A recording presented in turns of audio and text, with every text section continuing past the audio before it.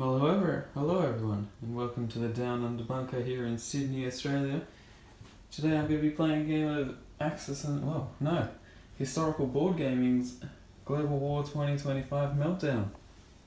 This one's a very interesting one, pretty fast paced, and it's all nukes and attack helicopters, fighters, frigates, attack submarines, lots of fun. If anyone doesn't know how you win this game, well, it's pretty simple. You've got the chart down here, and obviously if you get your counter down to -5, you lose straight away, or if you get a counter up to +5, you win straight away. The Russian flag will be representing the Eastern Pack, and the NATO flag the Western Pack.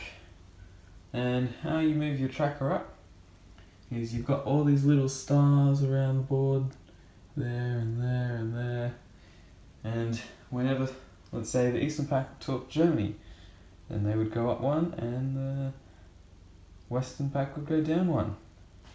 And there's also a rule that whoever uses nuclear weapons first loses a victory point straight away. So that just kind of entices you to wait a bit for the nuclear war, which is a good feature, I think. I find in this game the Russians have a pretty hard time of it trying to take Germany and stuff. They can take it on the first round, but then there's usually just 5 or so exposed MPTs there that if they get taken out, then Russia's only got infantry and they're obviously not going to win like that. Should be a fun game and looking forward to it. See you guys after round 1, January 2025, and see if the Chinese can successfully take Japan and start putting some pressure on South Korea and probably Taiwan. So this is the score after round 1. Eastern Pack are up by 4 in this game of Global War 2025. Been a very interesting round, no nukes on the first round though, just keeping it all peaceful, I guess. Let's start with the Russians, and they came in and took Scandinavia, Central Europe, Balkan states, and with the help of the Caliphate, Turkey. So they were up to 37, and then with some cyber warfare, the NATO brought that down to 33. NATO just bulking up units in Germany. The Russians didn't attack into there, so that's why there's so many units in there. Russians took some shots at the US fleet there with 2 cruise missiles and got 2 hits, and they were both target select, so they decided to take out the supercarrier. So the Americans had to build another one there. And the Russians also making life hard down here in South America, getting Brazil in the diplomatic influence role, getting 4 infantry there, and then just putting a couple units in Venezuela and Panama, making life real difficult for the Americans down here. The frigate, the Pacific Coalition frigate that was there, got taken out by the Russian frigate that was in the Caribbean Sea and the Mid-Atlantic Gap. And with some help with the Caliphate frigate that was in the Arabian Sea, came all over here, but then Pacific Coalition frigate got a hit, so that's why the Caliphate guy isn't there.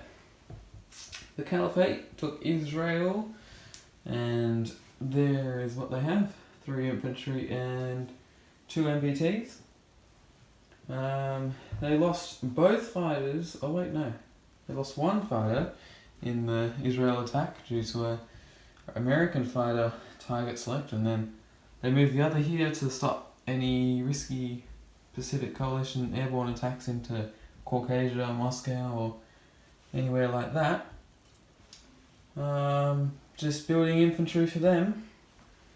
The Chinese have taken Japan, taking out the sea units there, pretty standard. Flying some cruise missiles in there, just got 1 hit, which was taken as a frigate. Sub-hunting this turn, only 1 Chinese submarine got taken out in the Central Pacific. Not much to report there. The Pacific Coalition Americans fired a whole bunch of cruise missiles into the Sea of Japan and got no hits. The Chinese had bought a frigate there just in case they got a hit. Chinese also building a couple airborne, so might be looking at Taiwan. Also, Indonesia was hot property, but Pacific Coalition or China couldn't influence them to join their side. NATO building up units was their whole turn. And that is all from round 1. Hope you enjoyed the first round, and second round will be a lot more interesting. Maybe nukes flying into Germany and then straight back into Russian territory, or maybe not. Find out right after this. Well, the score hasn't changed after round 2, but the board certainly has. Lots of action this round. Still no nukes, but they'll come out eventually, I'm sure. Start here with China, and they came and took Okinawa, bringing their whole air force to do so.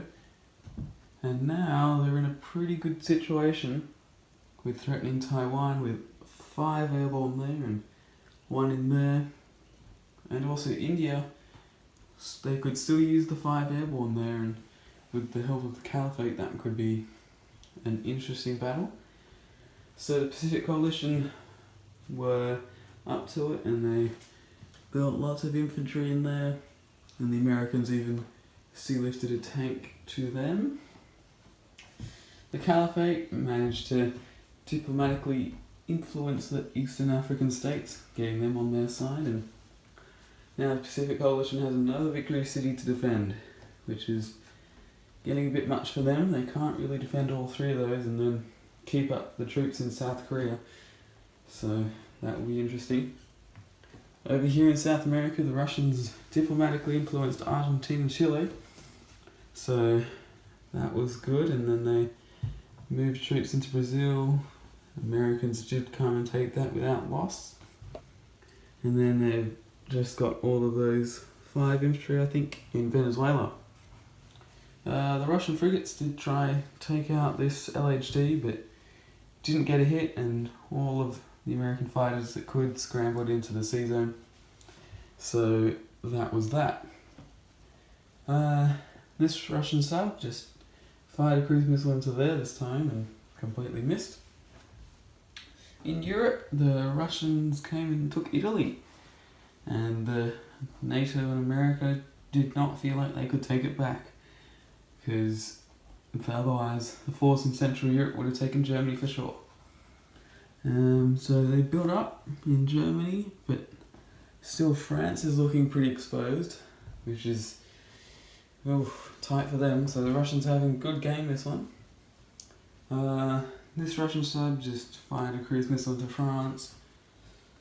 The West, what did the West do? The Americans over here just building up units to take out Venezuela and stuff. They diplomatically influenced Mexico, so they can now put troops through there. NATO just building up. But over here, the Chinese and Russians got 2 cruise missile hits, and both of them were target selects, so no more American LHDs there. So the Americans had to spend $10 and get one, which is hurting them quite a lot now. Overall, probably is leaning towards the East with victory, but this game can swing in a matter of rounds, and with that narrow lead, Venezuela will be taken soon, and then if NATO can hold off Russia and Pacific Coalition hold off China, then the West can start building up naval units, take Japan back, so forth. Interesting game. See you after round 3. See if the West can defend some of their territories. It's the end of round 3 and the score has changed, and the Russians are now just 2 cities away from victory. Take you through the round. Still no nuclear weapons at all, and we might not see them at all this game, because the East are miles ahead now, and the West if they were to use nuclear weapons, then they would be in a whole lot of trouble losing that one victory point. This round they couldn't use it because if they had, then they would be at -5 and then they would have lost. Let's take you through what happened. Down here in South America, it's, all American. The Americans diplomatically influenced Peru, Bolivia, and then moved that guy to Argentina, Chile, which was empty, took Brazil, Venezuela, and then that's all for them. So now they can start bringing dudes over to Europe, which certainly needs help. Germany fell and the Russians did not lose one tank doing it. Lost a plane because of a target select, but just look at all that stuff. I think there's 9 MBTs in there, and you just wonder if they can take France, then the game is over. The Russians might attempt that. They could just do one round of combat to hurt them. Sub hunting here did not go well.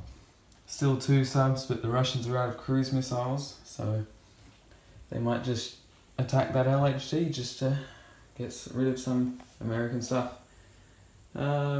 The Caliphate trying to back up here, but the Pacific Coalition just buying 3 more infantry, and it's not looking good for them. The other big story was India was taken. Chinese and Caliphate combined assault came in and took all of that, and so the IRBMs that were there are obviously gone now, and Pacific Coalition is down $12 and China is up $12, so they're earning $50+ bucks. Indonesia was influenced by the Pacific Coalition, so they finally got that, getting those $5. Chinese buying more airborne, although Taiwan is looking pretty secure at the moment. A lot of stuff there. So is South Korea, but Chinese might turn their attention to that. Sub hunting in the Pacific went remarkably well for the Americans and Pacific Coalition. Took out a Russian sub that was there, Chinese one there, and a Russian sub there.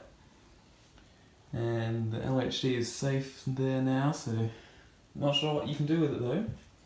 Although they might just come take out that Chinese Navy, so that they can't do anything, and then they might take Japan back, but time is against the West now.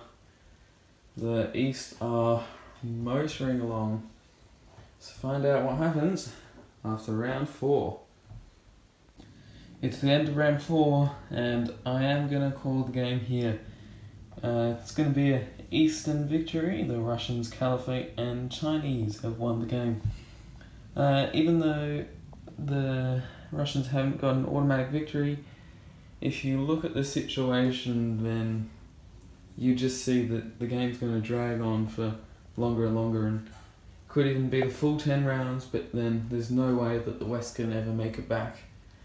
Running a bit low on time as well here, so just decided to call it to the East. Take you through what happens each round. Caliphate bogged up here, and obviously the West did exactly that as well. The Chinese tried to attack Taiwan. There's not much left there anymore, but the Pacific Coalition bought some stuff in there. No more Chinese fleet. The Americans, Pacific Coalition combined, came into there. Lost a lot of ships doing it though, so a bit costly for them. Chinese buying more airborne, ready for another assault into Taiwan. France fell this round. The Russians have had an absolutely fantastic game.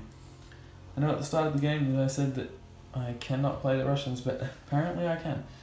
The Russians had a very good game, and NATO had no chance. And that's about the wrap up for the round. Hope you enjoyed, and lots of fun this one. It's good that it's a pretty fast paced game and very interesting. It's a shame there were no nukes this game, but maybe next time. Till then, Down Under Bunker signing off.